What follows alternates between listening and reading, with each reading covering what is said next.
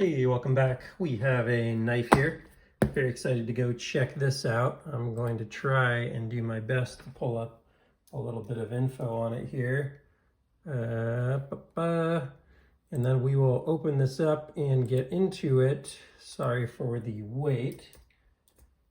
All right, so this is from Semper Sharp, just in from Alaska. I was definitely feeling the jealousy and envy last week while everyone was at Maker Syndicate, and thought I would try a new brand. I had seen this, actually, Alex Steingraber is the one that mentioned it on Instagram and said everyone should be checking this guy's workout. And so I checked this guy's workout. Generally wouldn't see Alex recommend something that's not pretty freaking legit, I would say. So it's actually a little funny to open. I'll just tear it, I guess. Let me make sure no private info's in here. Ooh, that's a really nice pouch. This knife, I'm not 100% sure what to expect on the size because I didn't really look at it super carefully. And we got some info here, very cool. Certificate of authenticity, and nice. So, cool sticker. From what I saw, the maker is up in Alaska, and he does a lot of fishing and stuff, so he really uses these knives, which I kind of respect that. It looked like something. I also got a pry bar from him here. So let's start with the knife, since we're already a minute and a half in here and I haven't done anything. Ooh, knife managed to sneak its way through the tip, so it must be well sharpened because the tip cover is impaled there. You imagine these things get thrown around a bit in the mail. Hopefully not bent or anything, but wow, right away, love the handle. That's like the first thing that jumped out to me. Obviously, it's beautiful looking, but it just feels phenomenal in hand.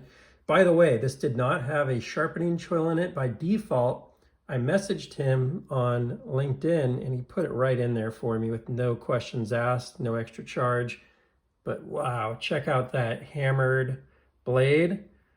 And that Damascus steel. This is a, let's see, let's take a look at the COA here. Drakkar Damascus by Damasteel. It's a high polished deep etch, stabilized curly Hawaiian koa wood, natural micarta liners on the handle. But man, the feel in hand is really nice. Number 6075. Wow, has he made that many knives, you think? If so, it's pretty impressive. So this is the Damascus paring knife. And it's definitely like small, like very handle forward. I don't know if that's the right term. Small blade, big handle would be like my initial description. I'd probably go a little smaller on the handle in a perfect world, just with a knife this small. But man, it does make it really nice in hand. And I've been wanting a nice paring knife, and yeah, I certainly got it. And it was not inexpensive. This was, I think, $620. So, you know, this is one of those premier makers, and you got to pay to play. But you can really see the details here and all the things that you get when you go to the very highest end from someone that really knows what they're doing. And man, this is a heck of a nice case. I'm really excited to actually just have that. So let's take a look at the, this kind of jumped out to me when I saw it. I was surprised it was still in the store. But I grabbed the last, or maybe the only one that had a nude titanium. The other ones were anodized. And yeah, very nice work on this thing. It must be, like, I have to imagine that this is like a CNC. I don't know if this is his own. I didn't look super detailed, or whether he does this work with someone else, or what the story was behind these guys. But man, it's actually a really nice pocket clip and stuff on there with, yeah, I mean, I'm just gonna throw it right in the pocket right here because it just feels good. That's nice. That's like the nicest pry bar I feel like I've ever handled.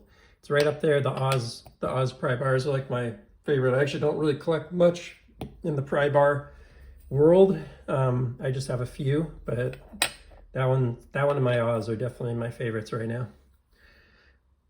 Whew, that is quite a blade there. I think this is worth zooming in on a little more and just taking a look at that wild Damascus, that deep etch on there. This is a nice little abrasive feel to it too on the logo. And then you got these awesome like mosaic style pins, 3 copper mosaic pins in there. So those will probably patina out a little bit over time. That's a beauty. It's my most expensive fixed blade, and definitely the fit and finish. Like his, if you get a bigger knife, like his nicer knives were in the 1,000 range. So they're not inexpensive, but excited to have that in the collection. I've seen some people that have collections of like dozens of these Semper knives, and I can definitely see why now, because this is no joke, and that must take some serious care to get this end result. Everything's just very smooth in the handle, very finished. I didn't really zoom in too much on the handle, so let's maybe grab another minute to do that. Look at them as the micarta liners in there. They're natural micarta liners. The pins are just really nice. Yeah, that's pretty sweet. And just the feel in hand is just really nice. So yeah, that's a beauty. All right, I think that's all for now. If you enjoyed the content, please feel free to like and subscribe, and I will see you on the next one. Take care.